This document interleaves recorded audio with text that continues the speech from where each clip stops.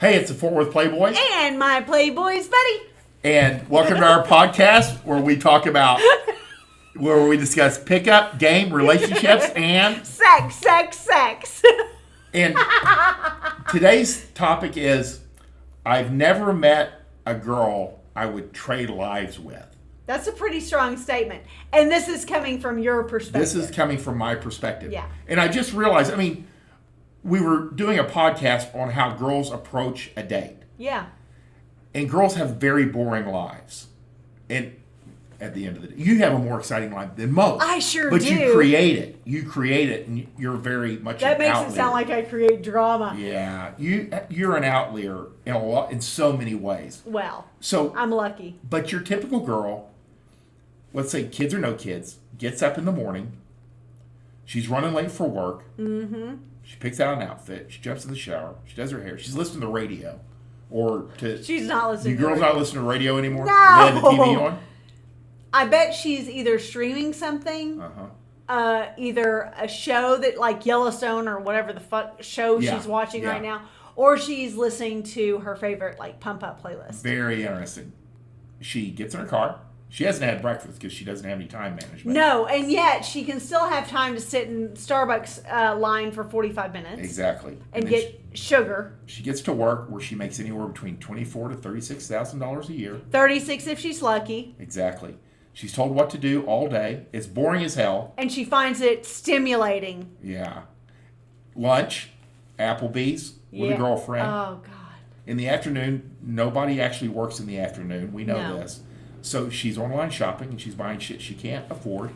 Or she's looking at things. She's like, damn, I wish I had a boyfriend to actually wear this and go out with him. Yeah.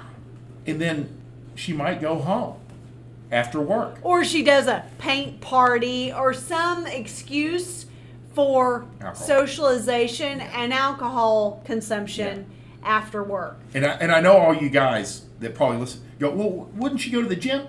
No, you silly boys. No, in the real world, no one works out. No one exercises.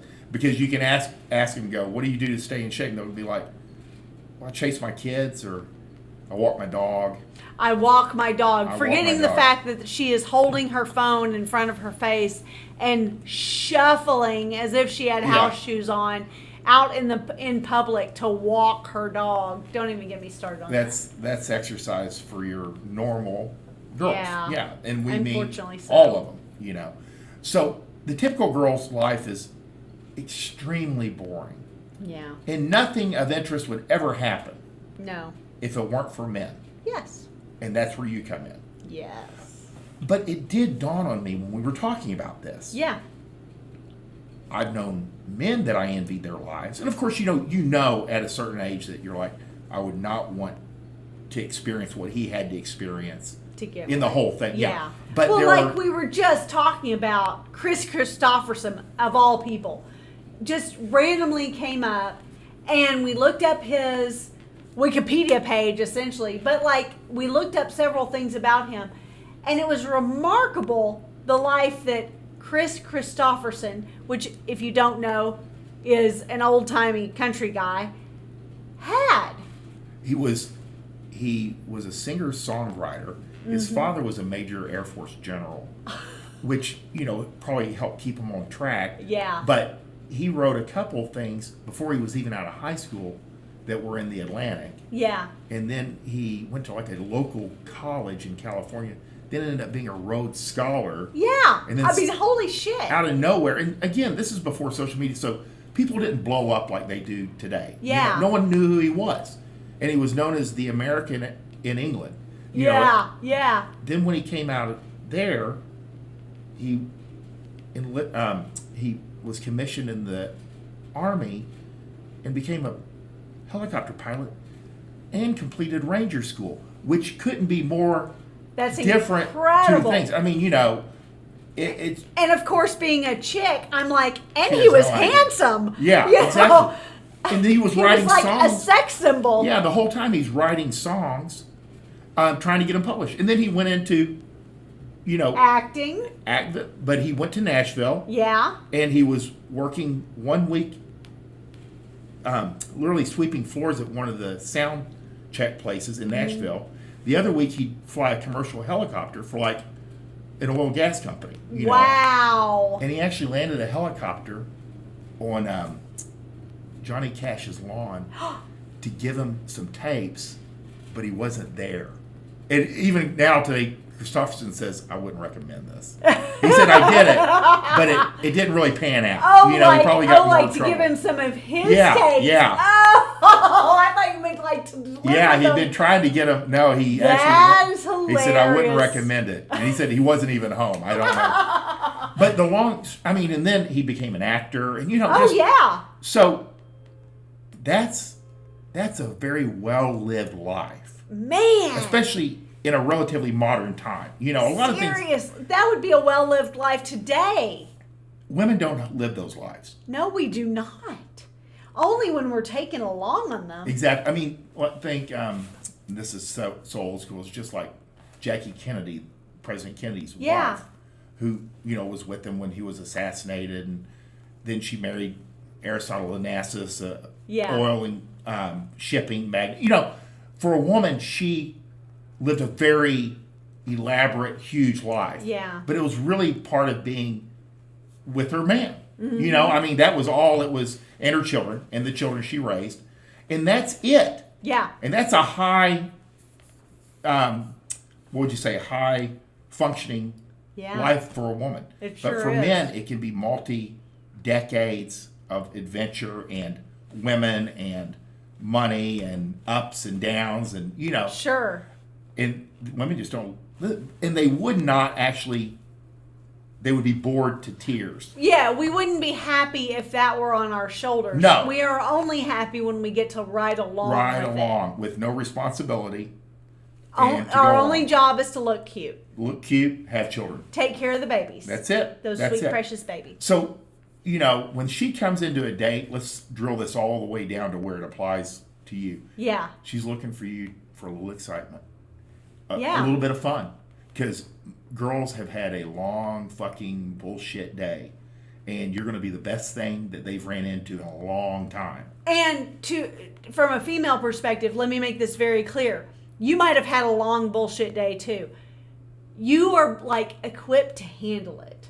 Exactly. I think that's the problem. Is it's like men want to compare a man's day to a woman's day, and go, well, all you had to do was this, this, and this. It's a lot for us to handle. Right.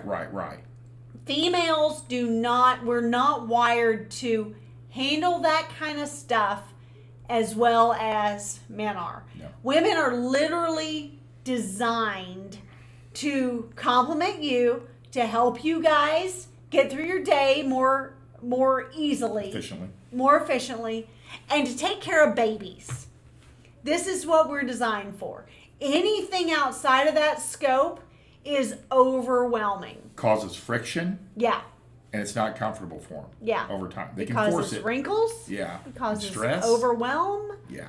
Anxiety.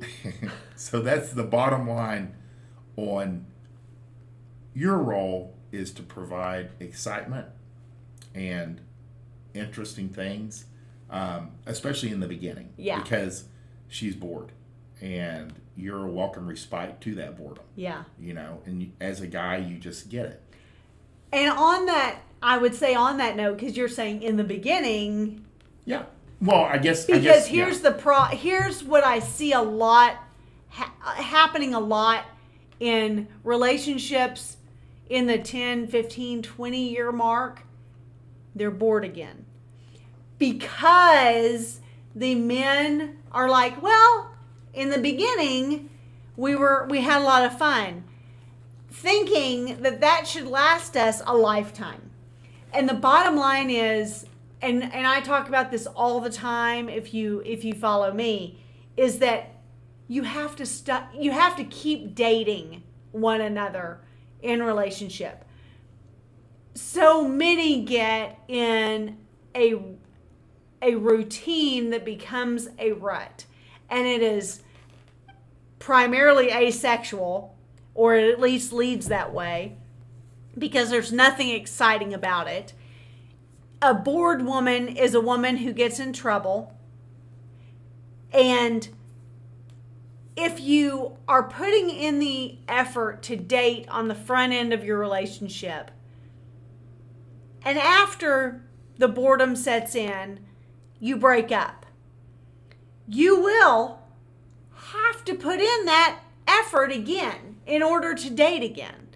So why not just keep things strong and healthy and fun in the relationship that you're in with this person that you already know, that you're like building a life with, and all of these things. So it's a win-win if you just keep dating your significant other that you have now, whether she's a wife or whether you're still dating technically.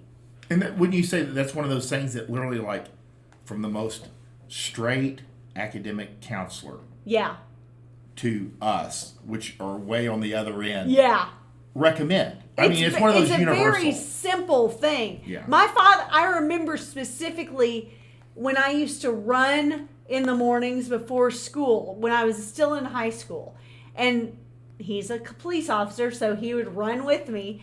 And I remember specifically one morning him telling me that one of the biggest successes of his marriage, my parents are still together, was that from the get-go, my mom insisted that even once they started having children, that they went on a weekly date, that they prioritized one another. And that was hard because at the time my father was a jewelry executive and time was not on family's side. He got home at 9 p.m. It was all retail stuff. He was a very high echelon executive. He had a lot of hours and we did not see him. But my parents are still happily married because my mother insisted one of the caveats of their marriage was that they had to continue dating.